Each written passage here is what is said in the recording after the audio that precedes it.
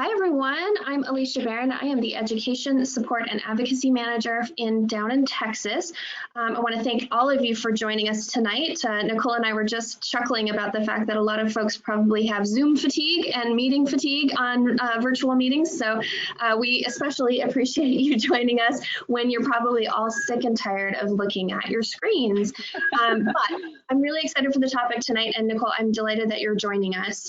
So first of all, I do want to do a quick thank you to our sponsors. So we are sponsored by AbbVie and Texas Children's Hospital for this webinar. So I want to thank them so very much for being our sponsors. Apologize. So thank you so much, guys, for sponsoring this webinar. We really appreciate it as always. So tonight we're going to be listening to Nicole Williams. She's going to be talking to us about chronic illness and how to navigate the physical, mental, and emotional, physical, emotional, and medical impact of chronic illness. I will get this webinar titled by the end of this session.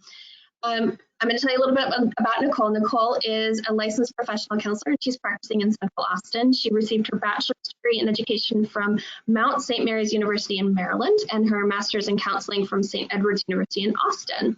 And she is trained in social and emotional intelligence coaching and assessment, TBRI, trust-based relational intervention, and EFT, emotional freedom technique. She works with children, teens, adults, and specializing in trauma, attachment, grief and loss, and chronic illness. As a chronic illness warrior herself, she understands the many challenges and obstacles individuals and families face. With compassion, wisdom, and a little bit of humor, I can say a lot of humor typically, she helps clients integrate a life of meaning, joy, and connection while living with a chronic illness. She supports the chronic illness community through coaching, support groups, and speaking series like this one. She combines traditional talk therapy with meditation, trauma-informed yoga, EFT, and nature to support clients in their healing process. And she is also a member of our mission committee in Austin, so she helps us with our patient education events. So we are very grateful to you, Nicole, for joining us. Now, what I'm going to do is I'm going to turn this over to you now and get started on your presentation. Get my screen up. Perfect, and I'm gonna go off camera. Oh, quickly, if you have questions, please do type them in the question box. You should see the question box that's on the little navigation pane that you have. Type your questions there. We're gonna wait till the questions are gonna come at the end. So once Nicole is all done, I'll come back on screen and I will ask the questions that you put into that box. Thank you. All right, thanks, Alicia. Okay, bear with me, everybody.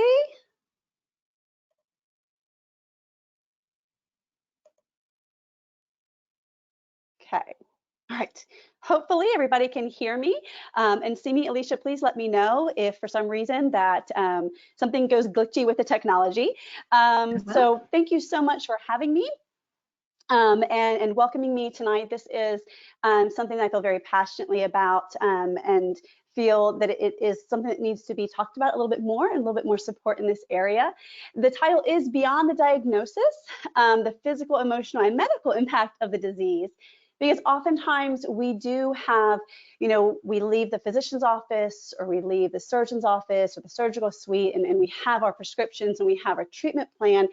And oftentimes it kind of ends there. And so one of the things that we want to talk about this evening is beyond that piece. Once I have the diagnosis, once I have the treatment plan or a new treatment plan or a new way that we're going to address this, what then? Because there is more of an impact than just the physical piece if we have a chronic illness or a chronic condition. So let's go ahead and dive right in. If you have questions, like Alicia said, please feel free to let her know because I want to make sure that I get as many of those answered this evening as I can. Like I speak to people in my seminars or if they're in my office as clients, one thing I can say is that just if we have the exact same diagnosis or a similar diagnosis, how that shows up in our body is very unique to us. So that is the same way with emotional support. What works for one person will not necessarily work for another person. So take in everything this evening. If you have questions, please let us know.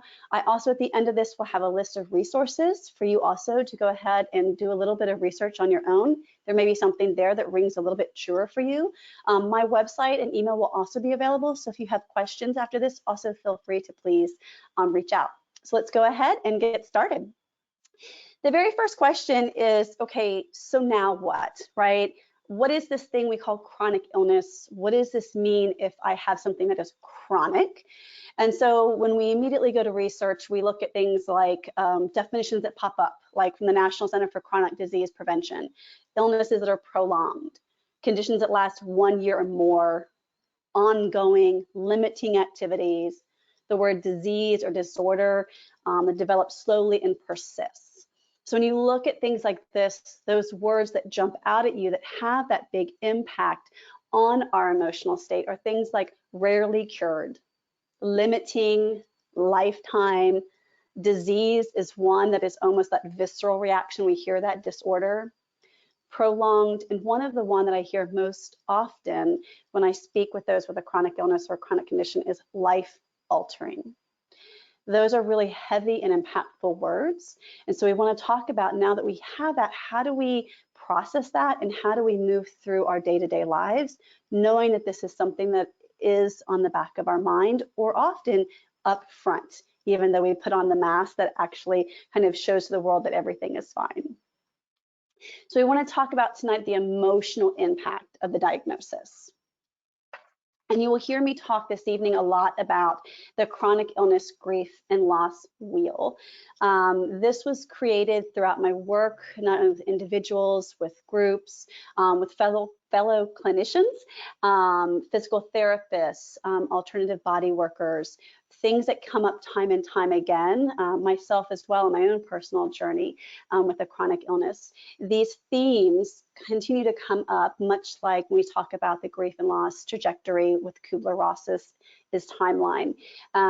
The difference is when we think about grief and loss, if we think about losing a loved one, oftentimes we think about it as in almost stages that we check off, right? The grief and loss stages that you might experience will be anger, will be sadness. And at the very end, they talk about acceptance. And it almost is like, once I've gone through these, although we know that's really different now as well, there's often that feeling of, oh, okay, I've gotten through that. Now I'm on to the next one. And once I get through all of this, then emotionally, I will feel relief and feel okay. What I found in my experience and my work is that it's more of a wheel when we speak about the chronic illness, grief, and loss piece. And that wheel, we are on several different areas at the same time, and we are on and off the wheel. And so we're going to talk tonight in detail about each section of that wheel, and it is one of the handouts that you can also print this evening as well, so you will have that at home. So let's take a look at the very first part of that wheel, which is denial and confusion. And what we're going to talk about with this is how it may show up in the beginning of a diagnosis and how it may show up throughout the experience of the illness. As we look at denial and confusion, oftentimes, and it depends again on your experience with medical treatment, diagnosis in the past, or medical professionals, of how you first react to a symptom or the beginning of an illness. Oftentimes, but it's not always the way, it's not always 100%, but oftentimes we will ignore a symptom if it's possible, for as long as possible. We will often minimize or avoid a diagnosis. This can be several reasons, but one of them can be it's the worry or concern about what it could be, what the possible diagnosis is. And for some of us, it's avoidance is a coping mechanism, right? So we avoid that which will make things feel worse or more uncomfortable.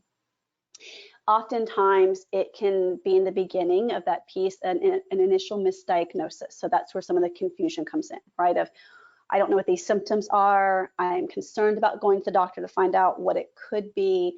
I'm panicked about what this is. Oftentimes, I will either avoid or I'm confused about it until I can no longer do that, until maybe the symptoms end up where I'm in the hospital or I'm in an emergency situation. Later on, once it's beyond the diagnosis and you've gone into a treatment phase and you're trying to come to terms with or integrate this new normal in your life, denial may still show up. And it may look like a lifestyle that's unmodified. It may look like disease management, I'm tongue-tied today, disease management that looks inconsistent, or a diagnosis that may not be shared or discussed with friends or loved ones. It could also be avoiding the negative emotions that are connected with it and not really working through processing that piece of it. None of these areas of the wheel, I also want to state up front, and you'll hear me reiterate this throughout the presentation this evening, are wrong or bad. They are feelings, they are what we are at present. What our work is going to be tonight is to talk about if we are experiencing this, that we're not going to shame, blame, or judge ourselves, but we're going to talk about how to get that need that's underneath it that met in a different way that may not impact the health of our body. So the first base of that is just recognizing where you're at on that wheel. So part of the importance of having this as a handout is to kind of keep that handy with you.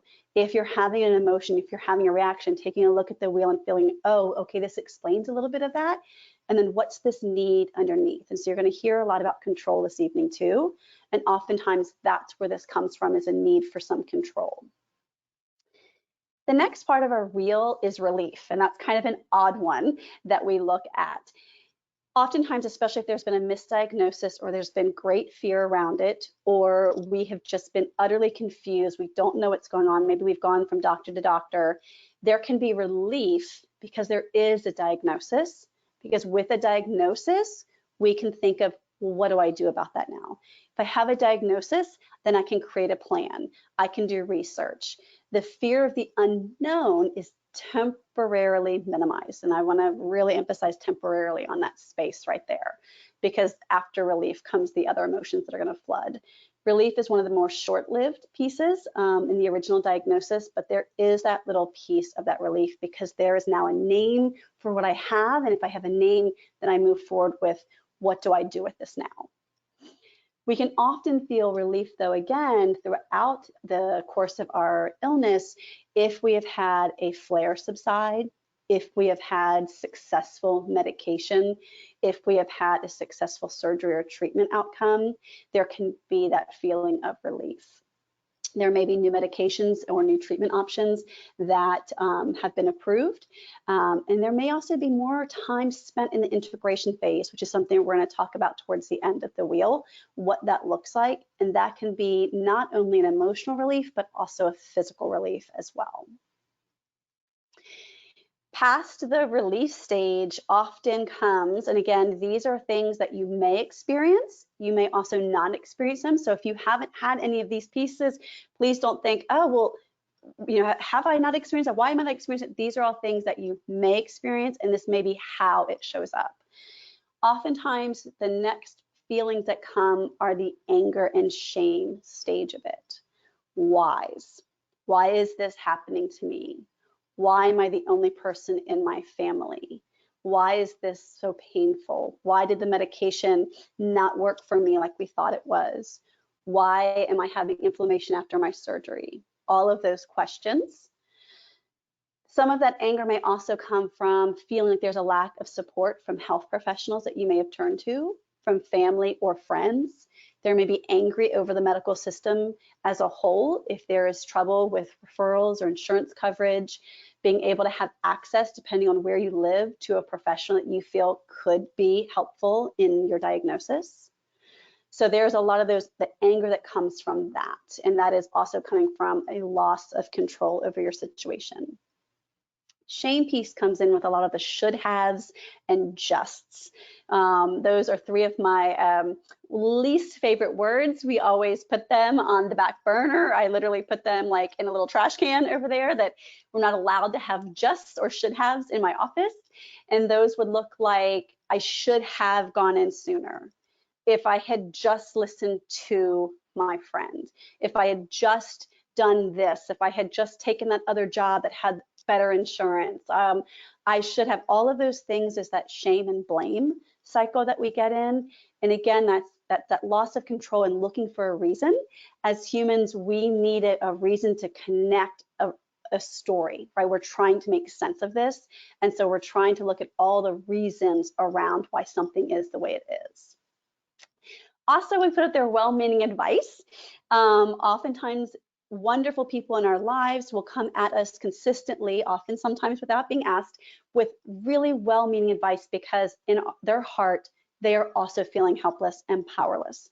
They see someone they love in pain or not being able to do the things that they once loved, and they're going to have a need to fix it, right? So it comes with the well-meaning advice, and that can also be very hard to set a really good boundary with. And so in next week, we will talk about, or not next week, actually May 12th, in our second webinar, we will talk about how to handle some of that communication with loved ones as well.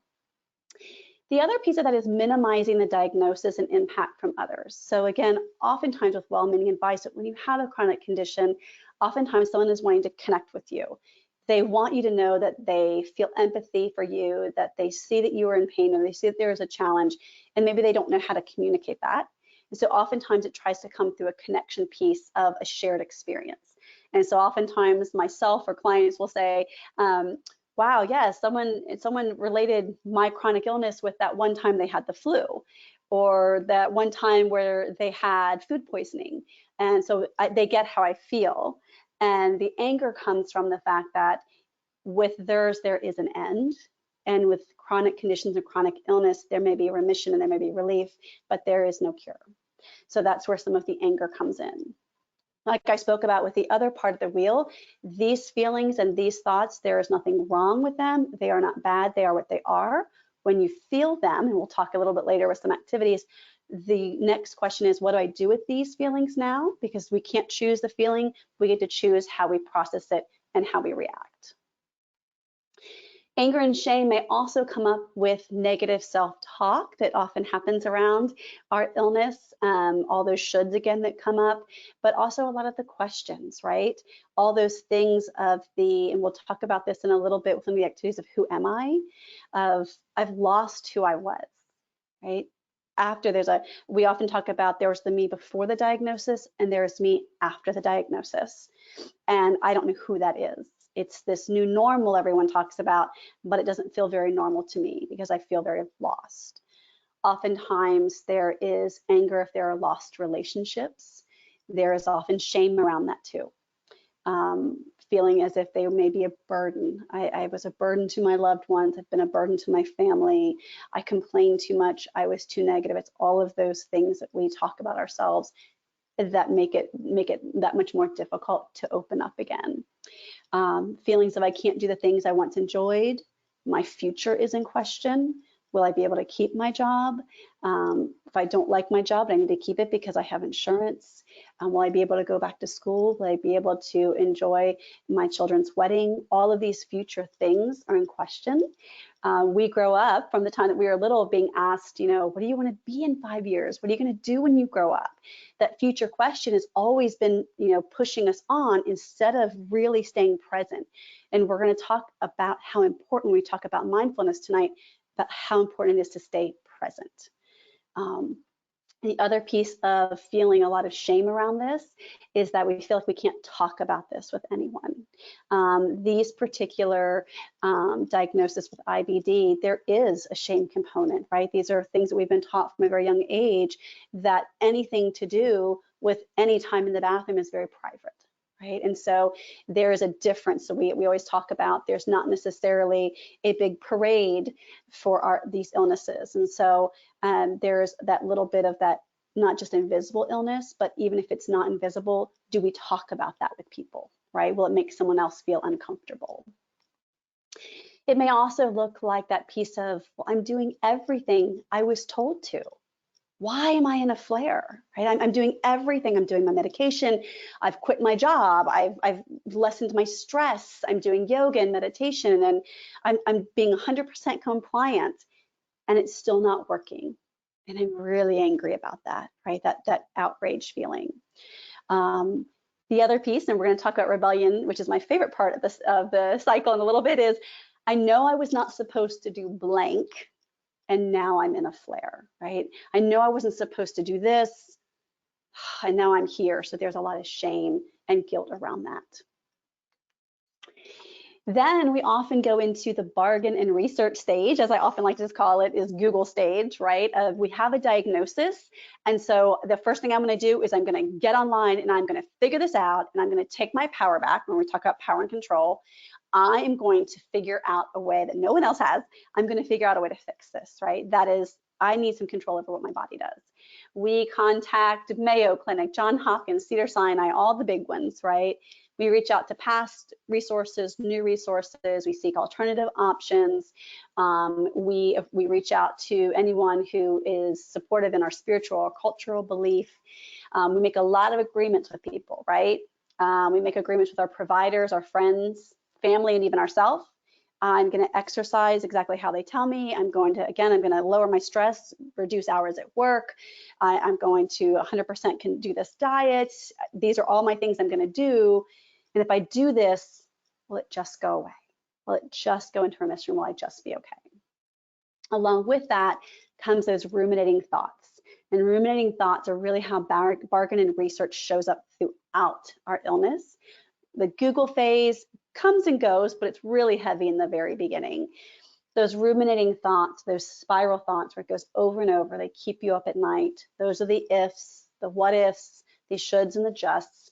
If I didn't get into that drug trial, or if I didn't do this, I was going to book that appointment with the nutritionist. What if all those things that really don't let our body rest. And so we're going to spend a little bit of time talking about the sympathetic and the parasympathetic nervous system. Our sympathetic nervous system is that part of our body that fight, flight, or freeze, right?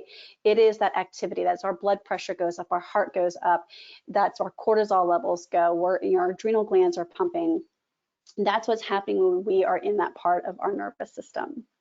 What we want to talk about later on with our mindfulness is how to shift out of that, how to get into our rest system, our parasympathetic nervous system, how to bring that stress level back and become present and not have those spiraling thoughts.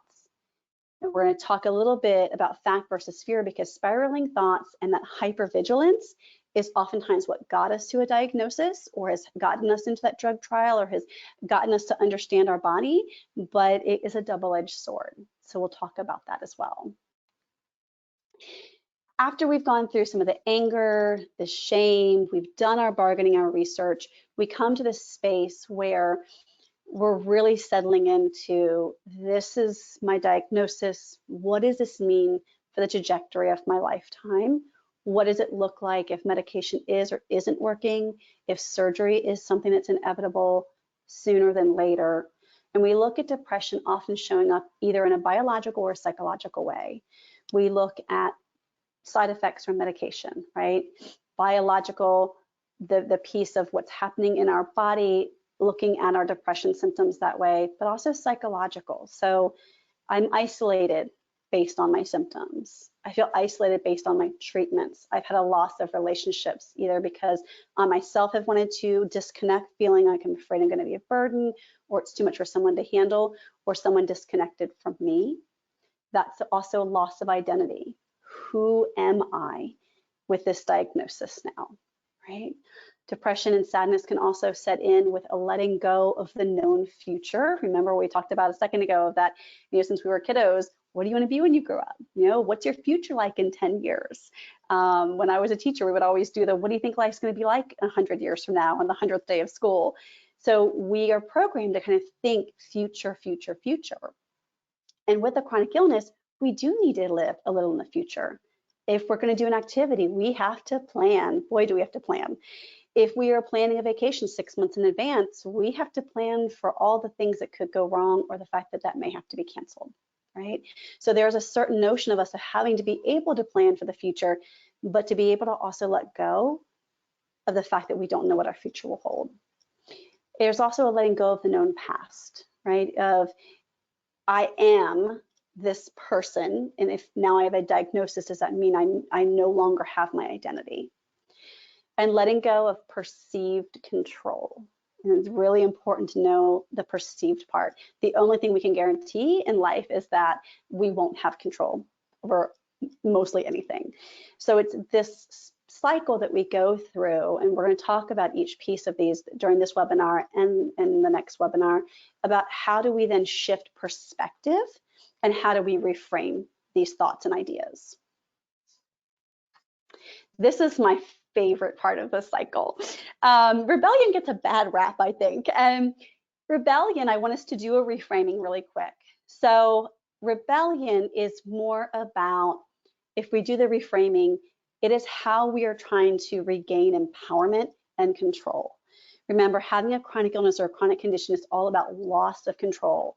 I can't control my body sometimes. I can't control whether the medication is working. I can't control how it recovers from surgery. I can't control the people outside of that piece. And so when I feel out of control, if you are a child or you're an adult, so I say, 1 to 100, there is a need in us to have empowerment and control, to have that feeling of it. And so how that may show up if you have a chronic illness is what the doctors will call as treatment noncompliance. Maybe it looks like failure to attend your scheduled appointments. It may be engaging in behaviors that are in contrast to the treatment plan that you and your physician have created.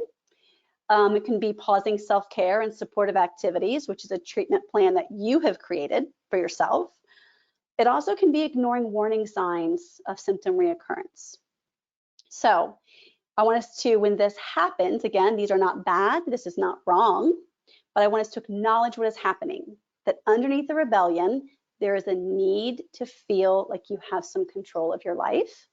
So when this happens, we tip our hat to rebellion. We say, we see you, we know what you need. We don't shame ourselves and we say, oh, you should have done this. Why did you do that?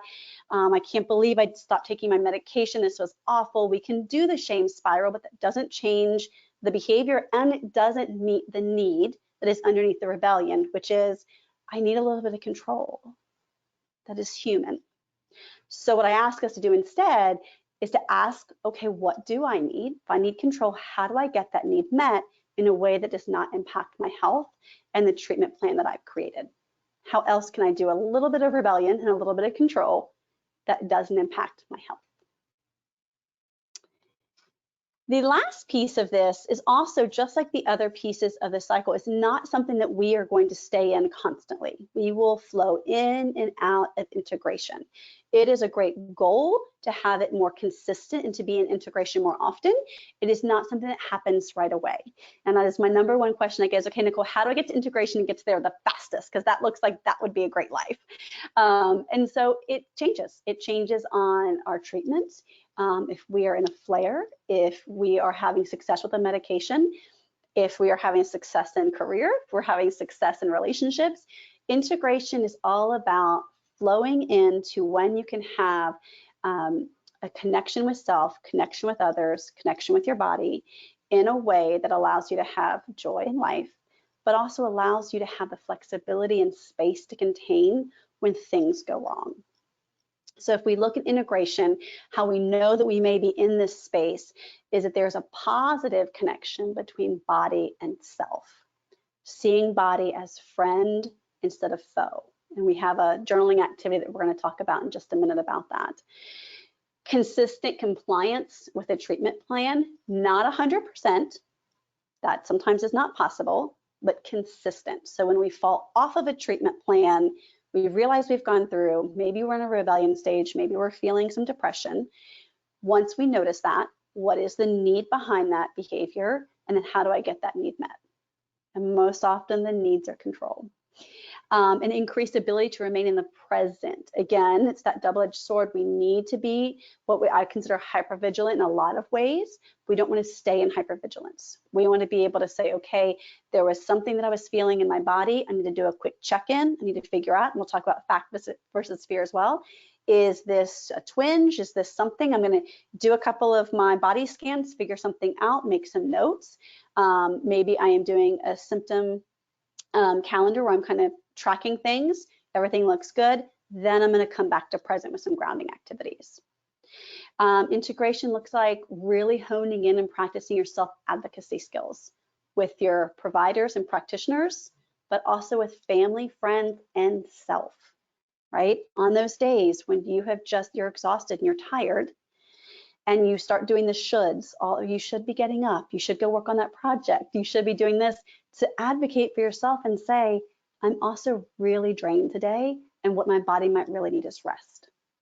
So rest without guilt.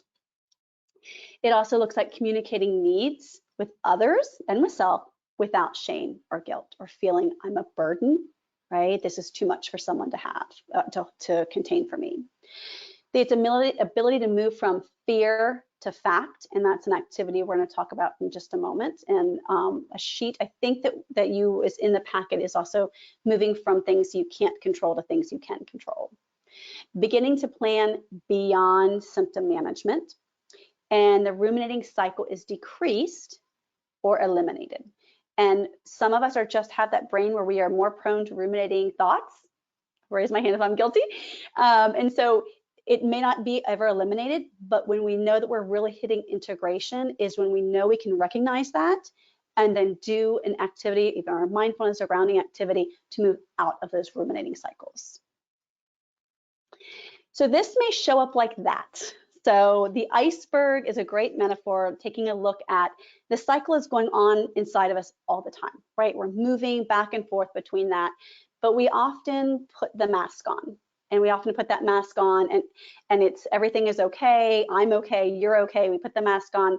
And so on the inside, what is happening is chronic pain, possibly loneliness, isolation, being overwhelmed. On the outside, my mask looks like I'm parenting, I'm working and socializing, I'm fine, I'm going to school. But often what I call the leaking happens is anger flashes, right? Or then suddenly self-isolation. And so oftentimes, just like a water dam, if it's trying to hold too much back, it starts to spring leaks. And we leak when we don't want to. We leak at our kiddo's soccer game or at the meeting with the boss. And so we want to make sure that, especially when talking about tonight, that we're doing some activities to allow ourselves to communicate, even if it's just with ourselves at first, all of the feelings that are happening underneath that iceberg. We're going to go ahead and skip. I'm taking a look at time. I want to make sure we get to the activity, so I'm going to skip through that one. It's just another visual of how we view our chronic illness through those different layers.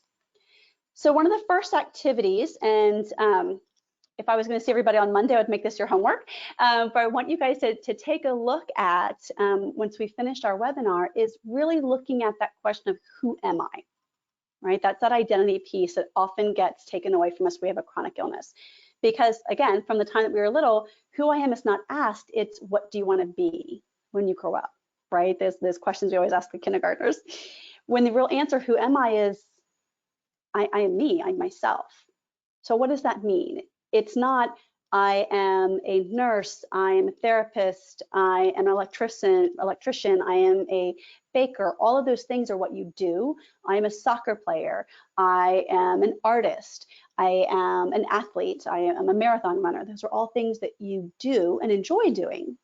But we want to go a little deeper. We want to think internal. So I literally want you guys to make that list of who am I? Ask yourself, what is your value system? What matters to you? And then if you go past that list, I want you to ask yourself, then how do I still experience this version of me? So if your list is, I'm adventurous and I'm a creative, I'm a maker, I like to make things, I am an advocate for others, I like to speak out, I like to perform, I like taking in information and researching, I find joy in humor and I find joy in all a lot of different little things that you have as your value system. It's important for me to speak up for those who can't speak. It is important for me to be part of the community. Those are pieces of who I am in my value system. If you do those pieces, then ask yourself, how do I still experience this, as well as honor where my body is at right now and today? Because what you may be able to do may be very different tomorrow. And so we want to stay present. So looking at that list consistently and adding to it will be really important. So instead of you say, I'm someone who's an artist, and that was my job, and I no longer can do that, the real underlying thing is I'm a creative. So how do I create while having an illness that needs support, instead of I'm no longer an artist? So it's really shifting your perspective on who I am. The other piece of this is looking at the triangle that I call the body, self, and illness triangle. So many times I hear in my office or after a presentation, my body betrayed me. I despise my body. I hate my body. My body is broken. And so a very important piece of this work is to realign body with self, to see it as a team, to start to communicate with your body as a friend who is in need and in pain, and to see the illness as what is the piece that you guys are teaming up to either defeat or to figure out how to lessen the impact. And self is either, it's the personality or soul or spirit, whatever you identify that self being, but it is to reconnect body and self. So that it is no longer looking at body as the enemy, but it is looking at body as part of the team of support. And one of those activities that you all are receiving in your packet is the Dear Body journaling activities. And you will be getting a list of prompts, and these are suggestions that I have either used with clients or in speaking presentations, just to get the ideas rolling. These may not speak to you, and that's okay. You can also create your own, but the idea and premise behind the Dear Body journals, it is a way to help shift your perspective that you have and relationship you have with your body. And so I want you to begin to imagine that your body came to you as a friend. So imagine a friend that you have that you care so much about, and that friend came to you and they said, I am in excruciating pain every day. I am exhausted. I feel like no one is listening to me. I feel like I'm at the top of a mountain screaming and no one can hear me. I feel like I am missing out and I am lonely and I just need someone to help me. You would answer with so much love and compassion and care for that friend, and you would want to help them. The last thing you would want to do is look at them and say, but I'm so angry with you and I despise you. That is what I'd like you to shift and see your body is doing. It does it every day for us. I'm in pain. I am needing of support. I need comfort. So the journal pieces that we have in there might sound something like, Dear Body, I know you're in so much pain today, yet you still allowed me to do blank. And I am so grateful because I got to do that. This happened. Or, Dear Body, I know you must be scared and feel alone in this illness, but know that I will blank. Dear Body, I want you to know that you are not lazy or weak. This is hard and it's okay to rest. So I want you to be thinking about how we can shift the conversation, that daily talk that we do to our body. Now, with that shift, that is not to invalidate the feelings that you have around being angry and feeling betrayed and feeling frustrated and feeling a loss of power. This is about shifting where we put those and how we talk about those feelings. So another piece of an activity for journaling is to do with Dear Illness. That's where we shift that piece, right? Dear illness, you have affected my life in the following ways. Dear illness, you make things so difficult. Why can't you? Right? Dear illness, when I have to tell people about you, I feel. Dear illness, when friends and family don't understand, So it's these ways to really shift our perspective, but also to take a moment to really get in touch with how we're feeling around this. Oftentimes, people will come into my office, or they'll say to me, Nicole, I don't have a right to be so upset because at least it's not this diagnosis. At least I know it's not this diagnosis. Or if you are responding well to medication, I can't complain because I know what it could be. And there are others with my diagnosis who are feeling and having much harder time. Where you are, every single thing that you are feeling is valid. The feelings that you have are true and authentic to you. There's nothing that we can't compare apples to oranges. Where you are is your truth and it is authentic to you. So if you're having a feeling of feeling angry, or if you're having a feeling of sadness, pushing them down doesn't make the feeling go away. So we want to go ahead and process that without any judgment or any shame or blame. It is what it is, and then how will we handle it?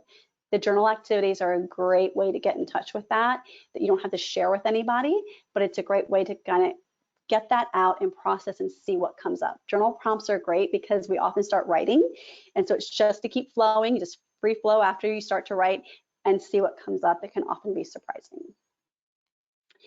Fact versus fear is another tool. We talked about earlier, oftentimes we have that hypervigilance that has served us very, very well. But we also know that can tap really quickly into ruminating thoughts where we are hyper focused on it, and it's really difficult for us to either stay present in the moment or to shift and to not go down the rabbit hole. And so fact versus fear, and we're going to talk a little bit, this is also a handout that you have, can control and can't control. Fact versus fear is where you can literally do this in your mind, or you can write this down.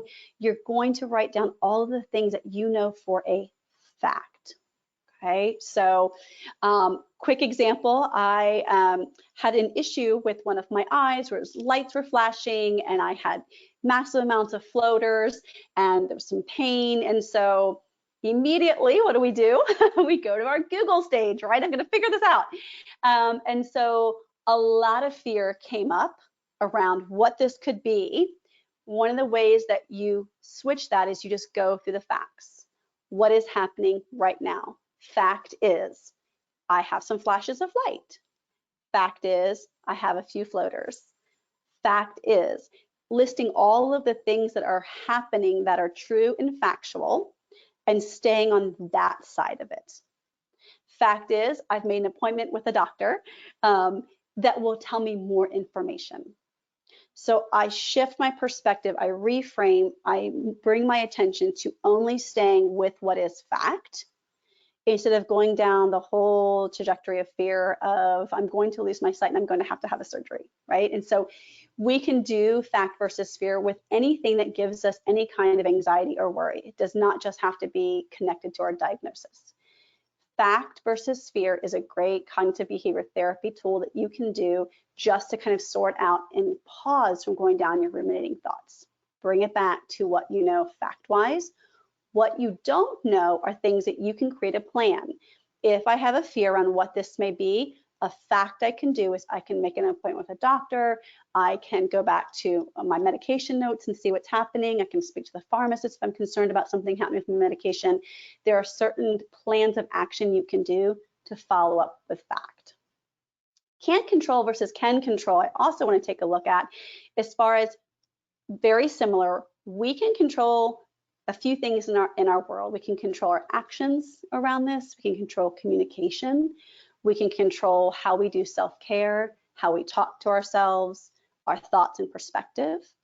We let go of the things we can't control, like other people's opinions and judgments. Oftentimes that happens with an invisible illness. We can't control other people's reactions, symptom reoccurrence. So all of those things that are happening around you, fact versus fear, I want us to stay on fact, and I want us to stay in things that we can control.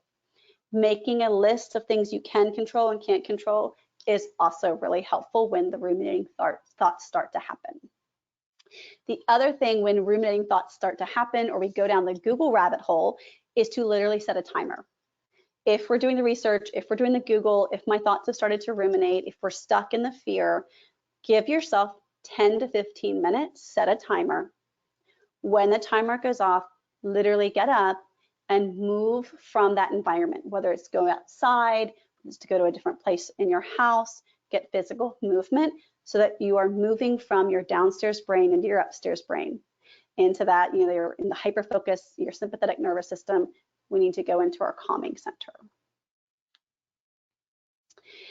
Reframing is the next step in how we want to go about shifting those ruminating thoughts. If something is happening, if you have had a flare, instead of it being, I shouldn't have done this, now I have a flare, or I should have known better, we want to reframe that into, okay, what is this telling me?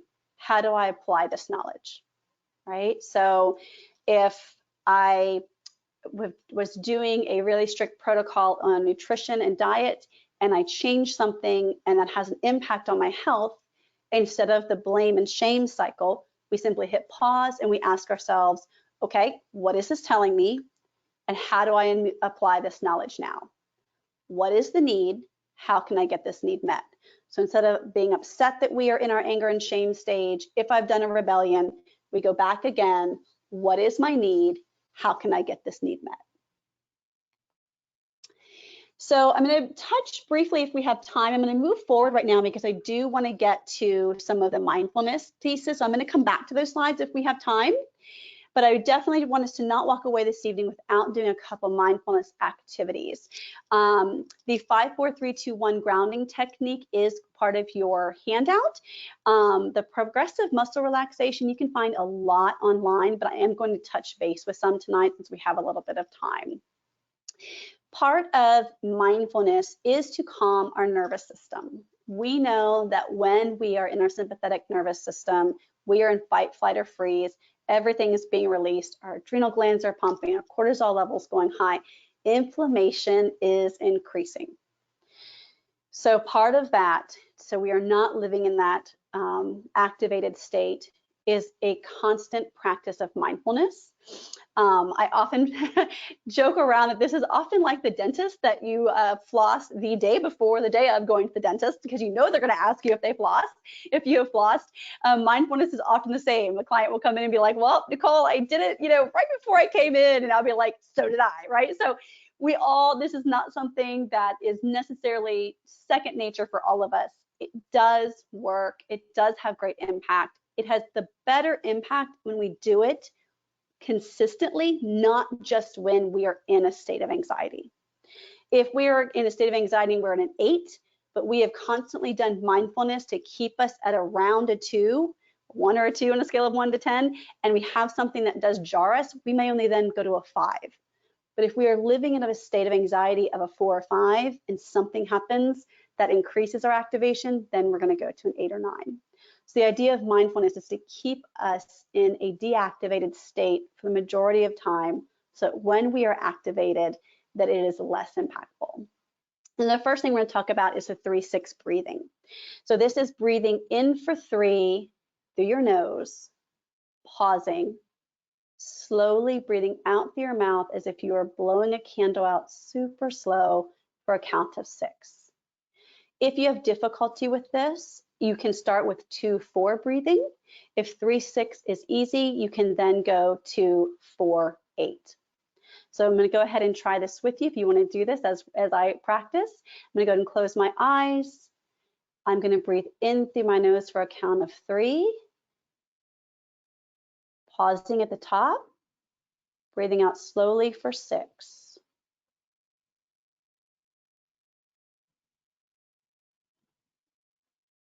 In for 3. Pause at the top. Out for 6. One more.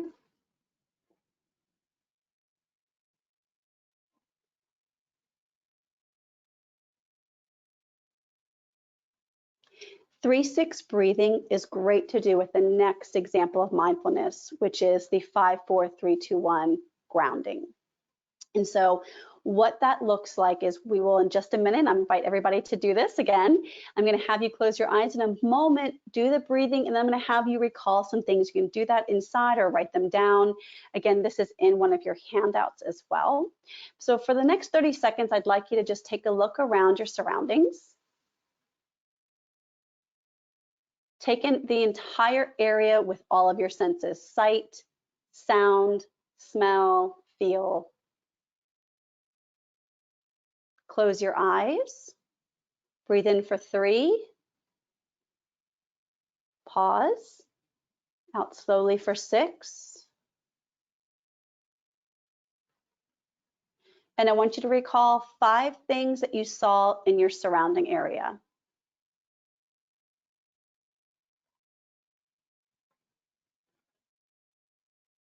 4 things that you heard or you can hear presently.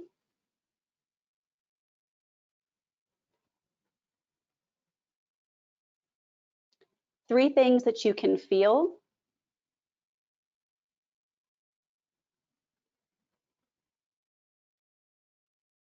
2 smells. And the last thing that you tasted. These exercises combined will bring you back to the present moment and also help regulate your breathing, which will help regulate your nervous system. 3-6 breathing or 2-4, 4-8, whichever the way that you can best do it, is really the best practice would be to do it every hour for about a minute if you can. Or if that's too much, at least a few minutes every couple of hours. Progressive muscle relaxation and body scan are something that you can move together. Again, progressive muscle relaxations, they have them all over the internet, can be really easy to find. They have some where if you are sitting down or if you are sitting up, laying down or sitting up. I'm gonna do a very quick one so you guys understand what it would feel like. The average progressive muscle relaxation works best to be about 15 minutes when you do your breathing combined with it along with a body scan. So what I'd like you to do is just go ahead and get comfortable. If you are sitting, we can do that. If you are laying down, that also works. That's actually the best spot for progressive muscle relaxation. So again, go ahead and close your eyes. Breathe in through your nose for 3. Hold. Breathe out slowly for 6. And as you are breathing in through your nose and out through your mouth, keeping a consistent pace, I'd like you to imagine a warm light just right above your head. It can be any color. And I'd like you to see it drifting down through your body like it is scanning. And what it is doing is scanning for any tension or stress. And move slowly past your eyebrows, your eyes, past your nose. It travels down past your chin and your neck, slowly past your shoulders, down through your arms, down through your legs, all the way down to your ankles, all the way through your feet to your toes. Make note of where you found any tension or stress. And when we get to that body part, make sure to pay special attention to go a little deeper on your release. Starting with your toes, I'd like you to curl your toes in if you are sitting and contract. If you are laying down, you may pull them back towards your ankle. Breathe in with the contraction and breathe out slowly with the release.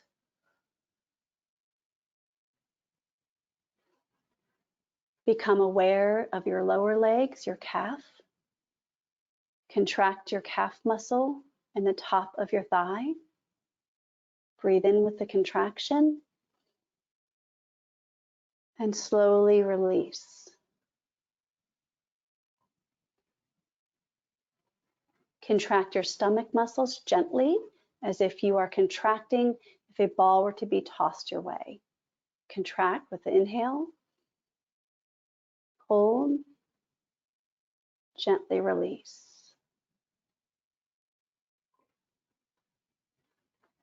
Contract your hands. Either if you are sitting, you may pull them in as of a fist. If you are laying down, you may push them into the couch or bed or floor, wherever you are at. Inhale with each contraction. Hold. Slowly release. Contract your upper arms and your triceps. Inhale. Hold. And slowly release. Contract your shoulders up to your ears. Inhale with your contraction. Hold and release. Scrunch up your face as if you just tasted something sour. Hold that contraction. and release. Breathe in for 3. Hold. And slowly release for 6, feeling any tension that is left, releasing and untying like the knot of a rope. That was a really quick progressive muscle relaxation, just to give you the idea of the sensation it would have. This is a really great way, again, to bring yourself back to present, to help release any stress and anxiety. It's also great if you are having difficulty sleeping. So 3-6 breathing, the grounding, progressive muscle relaxation, and body scanning, all of those you can also find many videos on YouTube as well with people walking you through them. These are the resources and support that we have listed that are on there as well that Alicia can send to you. Information for our next webinar. I know that we are almost out of time. I wanted to make sure I covered everything as thoroughly as I can. Please let us know if you have questions. Again, I know I sped through this a little bit, so please let me know if there's anything that you want more information about. Alicia, I think we are ready to kind of open it up for questions. Great, thank you so much. I feel more relaxed already, so thank you. Well, that was a very quick version, so I'm not sure how relaxed we got, but at least we have an understanding. Maybe I'll sleep better tonight. All right, we do have a couple of questions that came in. So one person asked, as a therapist, do you share with your clients that you have a chronic illness? If so, how? That's a great question. I do not go into detail, but one of the things that I share with, the reason I share that is much like I talked about in the very beginning, is I will say, even if we had the same exact diagnosis, I cannot tell you that I understand how it is to be you. I think that is very important for everybody to understand that piece.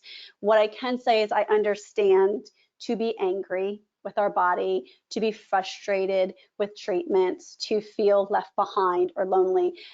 Having that understanding, I think, is really imperative, so that oftentimes there isn't a lot of explanation. I think when we have a chronic illness, we feel there's a lot of explaining to do. But I do want to make sure that the clients also really know, or whoever I am speaking to, that I will never assume as well, that just because I may be a chronic illness warrior myself, I will never assume that I know exactly what your experience is. Great, that makes sense. The next question, I'm going to answer Brenda's question very quickly. Brenda, the next webinar on May 12th is 6 p.m. Central Time, so it would be 5 p.m. Mountain Time. This question says, prevailing theory of Stephen Covey talks about how we create our own weather and how we can always choose how we feel and basically think our way out of feeling. She has issues with this because it negates the impact of feelings, but how do you feel about that philosophy? That's a great question. To me, a feeling is a feeling. It happens. What I get to do with that feeling, I think, is how we navigate this really bumpy terrain, especially with chronic illness, but we can apply it to anything, correct? So yes, I have a feeling. I am angry that my body is reacting this way. I get to choose then, and that's where my choice piece comes in, how I speak to my body, right? I get to choose whether, and here's my caveat to that, I can change my choices at any time as well. So today, if and there's the 4 agreements is a great resource I will often sometimes talk about. If today my best is all I can do is sit on a couch because I'm in a really big flare and I just need to feel it and I am gonna isolate for today, that's okay. I'm gonna meet where I'm at in the moment without shame. Then I will go, okay, tomorrow, if I'm still having that feeling, what's my reaction I want to do now in this present moment? Because I know I have other choices. Do I want to then reframe it? Do I want to do some of my journaling activities? Do I want to do some mindfulness? Where is my choice around that? And there's thought, feeling, behavior, and that our thoughts do drive some of our feelings. But I also want to be really careful because a lot of shame can come from that as well, meaning, oh, I'm doing this to myself if I'm not beating my thoughts. I want us to make sure that we stay where we're at in the present moment and what is my need, and can I get it met a different way than the way that I'm behaving or choosing now. Great, very helpful. Quickly, if you have any other questions, because we are a little over time, I appreciate y'all hanging on a little bit longer. To write your questions, please, in that questions box you're going to see in the navigation panel to your right. So please do ask your questions there. In the meantime, though, I want to put another shout out to our sponsors, AbbVie and Texas Children's Hospital, and ask you guys to please come back and join us on May 12th at 6 p.m. Central Time. So please do join us for that. I think that was all. I'm going to be sending you guys a survey later this week, so you can let us know what you think about the webinar and if you have other topics in mind, things like that. So thank you so much, Nicole. I'm really excited to kind of have you back on May 12th. Give us a quick commercial for May 12th. Before we I don't know if you guys can still see it. I had it up on our last slide. But on May 12th, we are going to gain an understanding of how trauma and stress show up, not only in our behavior, but also its impact on the immune and the inflammatory response system. We talked a smidge about that tonight. We will also talk about steps to creating an individual care plan, which is different than your medical treatment plan. So I want to differentiate those two. But we're also going to look at common obstacles to self-advocacies and ways we can overcome them. And then we'll do some more additional activities for mindfulness. Maybe I'll start with those this time, since I kind of ran a little out of time, and give them a little bit more space. That's great. And you referenced the handout several times here. If you guys look in the handout section of that navigation page, you're going to see that I linked them there in a PDF, but I'll also send them to you after this webinar as well. So if you get a chance to download them from the handouts, please do that. If not, you'll get them via email very shortly. So again, thank you so much, Nicole, and thank you everyone for joining us tonight. Thank you. Really informative webinar and great techniques. So and I'll be sharing the slides with everybody as well, so that they have a chance to see some of those techniques that you mentioned. So thank you, everyone. Have a great night.